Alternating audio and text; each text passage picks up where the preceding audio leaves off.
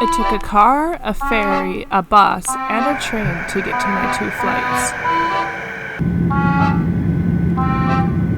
So I'm just in the Amsterdam airport right now on the layover on my way to Hamburg, and I just found this really rad little like outdoor kind of courtyard space in the airport. Look how rad this is. There's so many plants.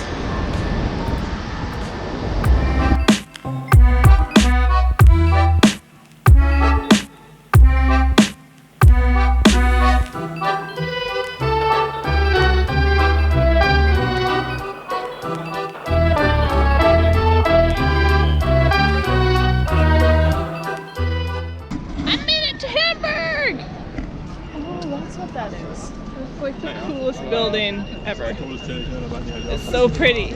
And Natalie's with me. Hi. Oh look, there's like another weird tower thing down there. What is that? I don't know. It's just another tower. There's lots of those. It's hard to remember what they are. Oh, it's the old post. The old post, like the old post office? Yeah. Oh, sweet.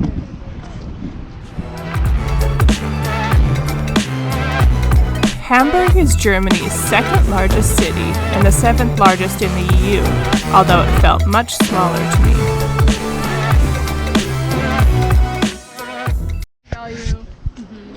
So they protested the city, and then the city actually went for that, and the developer agreed to sell the land back to the city. Wow. And it's been preserved. It's actually has UNESCO status.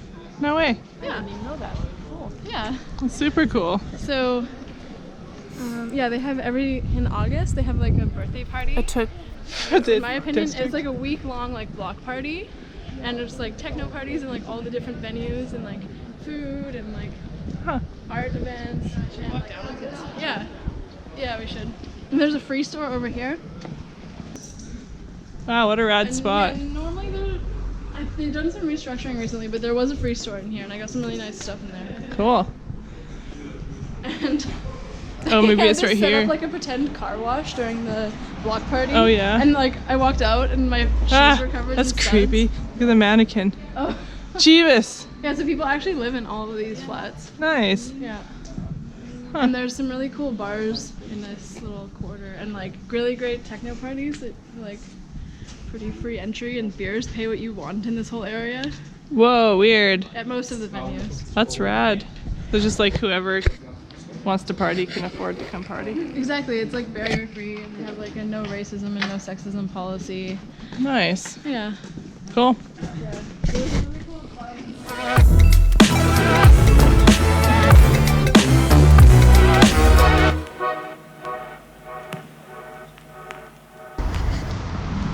So we're in Hamburg today, and we're gonna go to this boat because it's like a museum.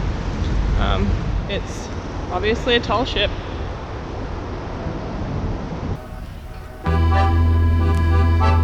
Look at the bowsprit on that thing. Pretty small. It's just a little ship.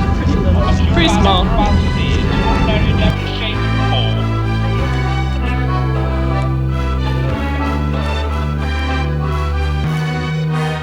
So we are standing on the Rickmer Rickmers, which is a German-built ship. It's built in 1896, not in Hamburg. It was in, I'm going to pronounce this terribly, Bremerhaven. It's a steel boat, which is pretty cool for being like from the 1800s. And it was used as a trade boat, and then was actually commandeered by the English in the First World War and used as a warship. Then it went to the Portuguese, and eventually it ended up back in Germany in 1983. So it's pretty cool. They've restored it and turned it into a museum. Yeah. Now the most marvelous, wonderful feat for us.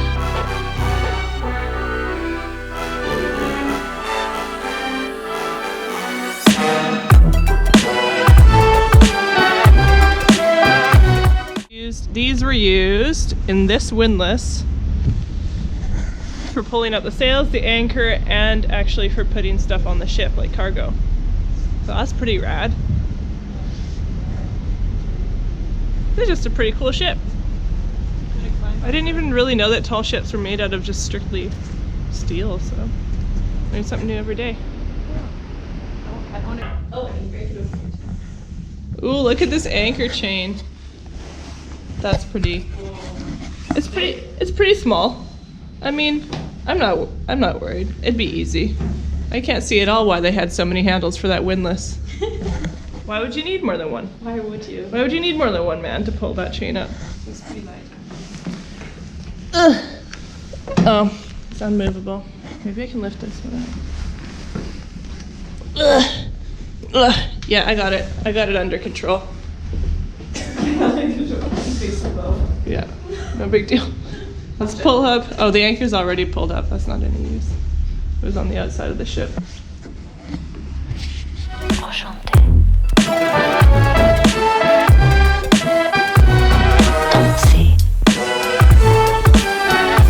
Look at that. There's like a tiny wash tub.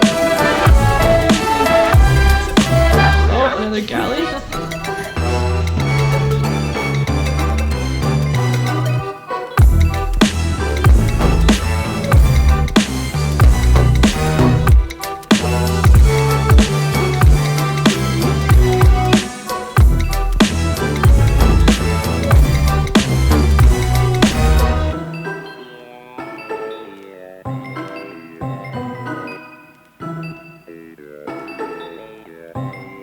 These shrouds.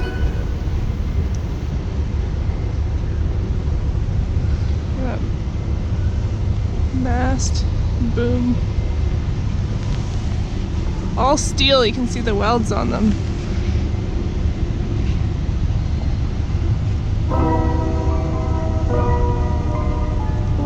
Pretty cool.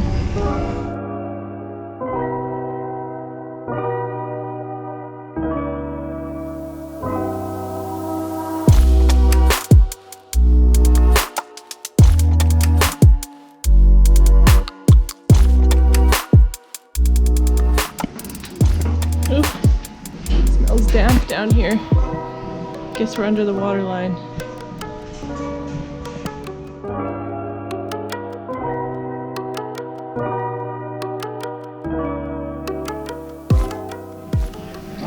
Seeing pictures like this of a ship and reading stories about a ship as large as this being in danger of like sinking really makes you appreciate weather apps and weather prediction. This ferry runs from one side of the river Elbe to the other, taking passengers to the theater on the far side. Watching them maneuver in the water was really fun, as they were able to turn on a dime.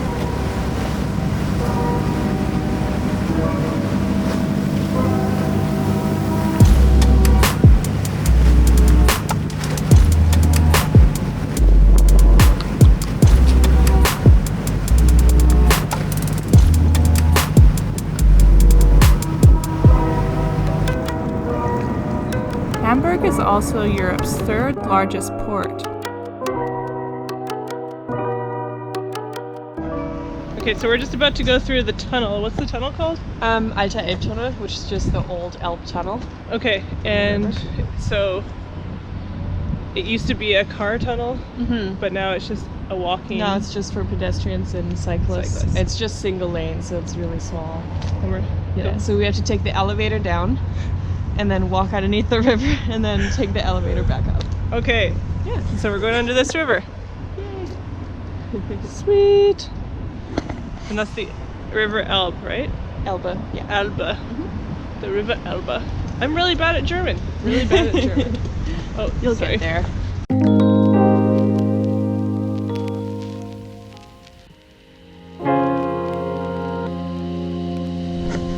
As you can see, this is clearly a single lane tunnel, which is like crazy to think. Like, it's a long ways to try to coordinate people going back and forth. But yeah, they have to like just let one way go and then the other way go.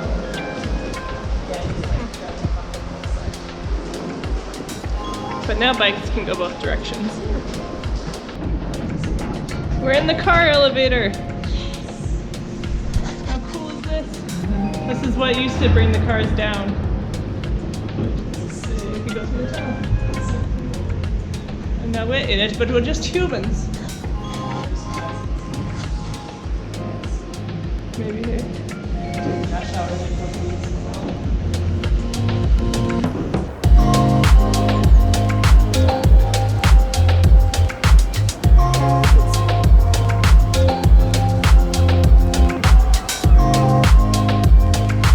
The next day, I woke up nice and early to explore the town we were staying in.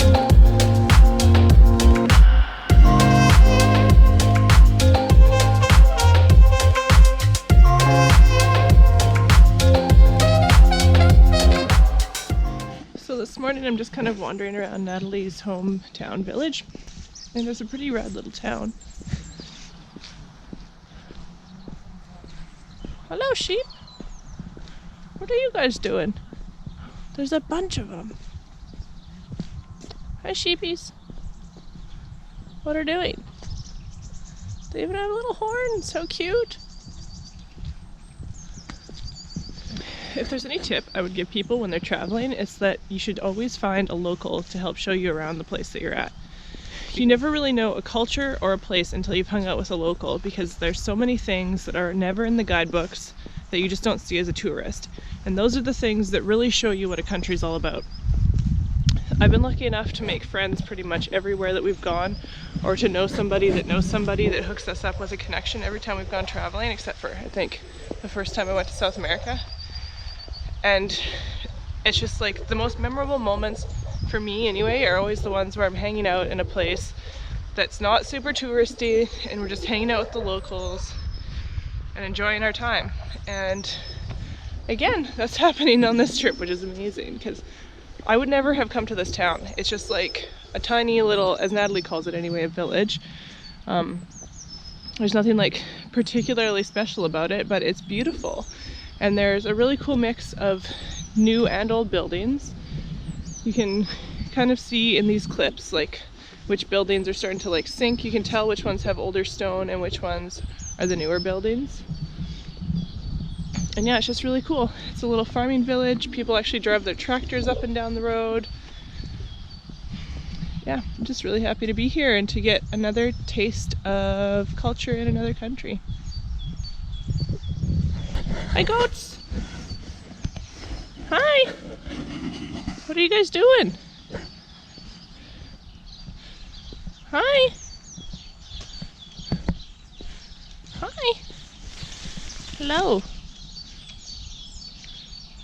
Yeah, I don't really taste like food, do I? You eating the tree?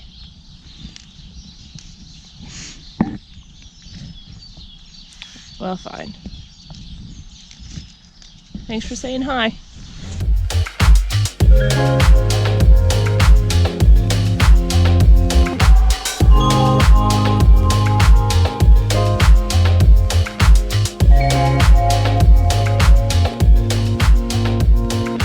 So a bunch of that land that you can see around me, behind me, is actually protected land. So it's not allowed to be farmed or used for anything. It's just like natural. Which is pretty awesome. And all the like little black mountains that you see, that's molehills.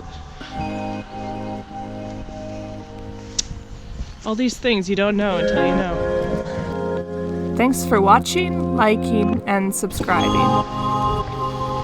Tune in next week for part 2 of my travels in Germany.